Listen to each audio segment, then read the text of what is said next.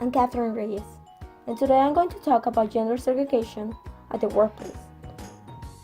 The belief that many women have to take care of the house and the children is still among in the society. Sadly, the gender stereotypes and the person who brings the money, who raises the kids, is one of the biggest problems that doesn't allow women to perform blue-collar jobs or fields that are male-dominated. For more than 130 years, women have been fighting to keep a position in architecture. Mary Louisa Page became the first woman in North America to graduate with an architecture degree. Many architecture schools refused to admit women until the 1972 passage of Title IX, which forbade gender discrimination in federally funded educational programs. Many women perceive employers being skeptical for the female presence and skills. Women believe that it's hard to exercise any kind of authority in this type of careers. Bosses also presume women will quit after getting married, which somehow justify paying them less money compared with their male colleagues. The most commonly cited statistic in the debate over equal pay is that American women on average make about 80 cents for every dollar American men make. This has to come to signify a lot more than just a financial disparity between genders.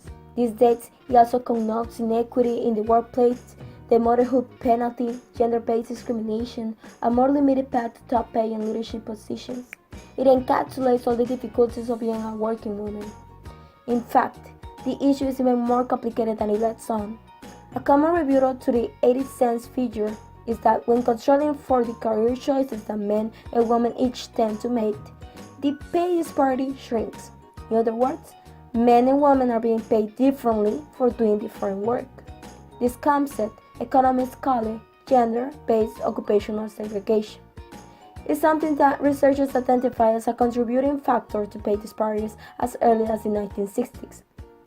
Economists have estimated that adjusting for these occupational differences brings the gap down to about 9%, and recent data on white-collar professionals puts the adjusted gap at even lower than that. This interpretation of occupational segregation, though, is somewhat controversial, since it puts some women in a position to choose the jobs that pay more. Efforts to alter this dynamic have been made.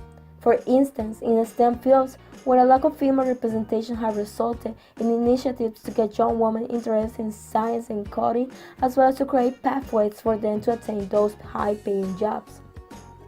Despite these efforts, and the fact that more women are seeking higher education than ever, gender-based occupational segregation has been dissolving at a glacial rate in recent decades. In the U.S., gender segregation declined by over 10% in the 1970s and 1980s. In the 1990s and 2000s, it has only decreased by 3%. According to researchers, more than half of men or women working today will need to change occupation for the distribution to be equal. Perhaps there will be more parity in the professional world if more was known about why and how men and women come to choose the career paths they do. A new NBER working paper addresses this question from the angle of considering that men and women have different aptitudes and skills, and to an extent this shapes their careers. The results are surprisingly partly because it commonly assumes that women's skills are no value and lead to low-paying work. The fact that many companies and careers are still so male-dominated put women in a disadvantage. According to a recent survey for women in architecture released by the Architectural Review in 2016, 75% of women responded that have experienced some sort of sexual discrimination, while 85% of women responded that having a child will disadvantage their careers. In the actuality, women in architecture are still earning 20% less than a man.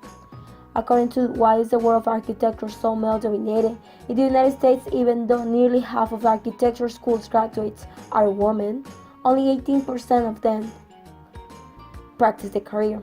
Confronted with lower salaries, given fewer career building opportunities, and lacking mentors, female architects leave the field in disturbingly high numbers.